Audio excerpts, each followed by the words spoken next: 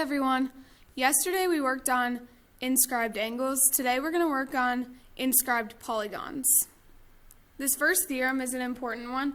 It says that an inscribed angle of a triangle intercepts a diameter or a semicircle if and only if the angle is a right angle. So if and only if we see this little phrase again, it means that we can go either direction. So for example, we could be given that angle B is a right angle, and we could conclude that segment AC is a diameter, which also means arc AC is a semicircle. Or we could be given that AC is a diameter, or arc AC is a semicircle, and based on that we could conclude that angle B is a right angle.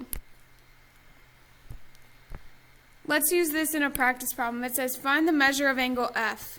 Now, I see that segment FH is a diameter because it's a chord that goes through the center point J.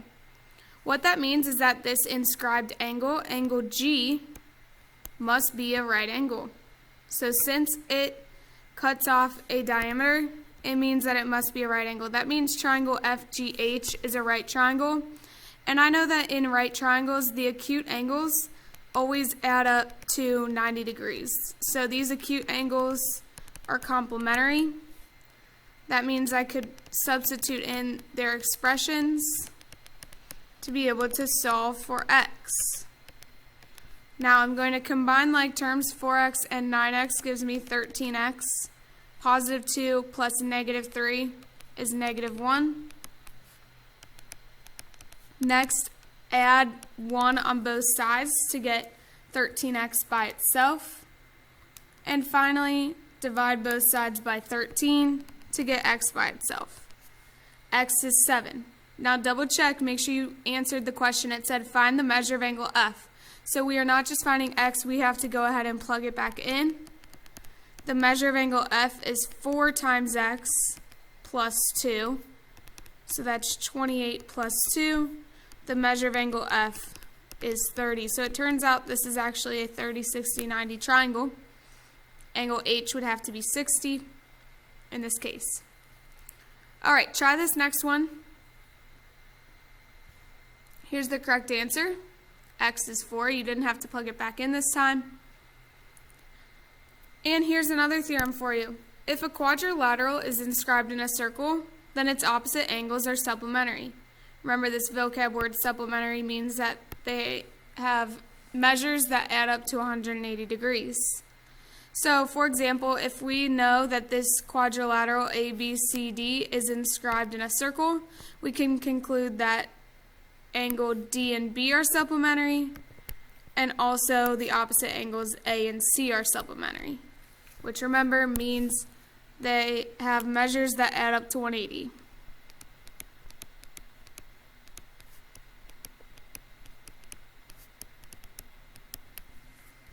Let's use this in an example.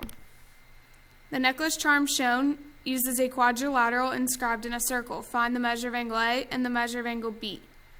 First of all, I know this is kind of hard to see, but angle C is marked as a right angle. Angle C is opposite the measure of angle A. I know a right angle always has a measure of 90, so I know that measure of angle A plus 90 has to equal 180. Therefore, the measure of angle A is also 90. Two right angles are supplementary to each other. So I know the measure of angle A is 90. Now let's see if we can find the measure of angle B. I know the measure of angle B and the measure of angle D would have to be 180 because they're opposite angles, so they have to be supplementary. Next, I can substitute in their expressions for their measures. Combine like terms. 2x plus 1x makes 3x. Add 30 on both sides to get 3x by itself. Divide both sides by 3 to get x by itself. Now, I still did not find the measure of angle B. In order to find the measure of angle B, I have to plug x back in. I know the measure of angle B is equal to 2 times x minus 30. 2 times 70 is 140.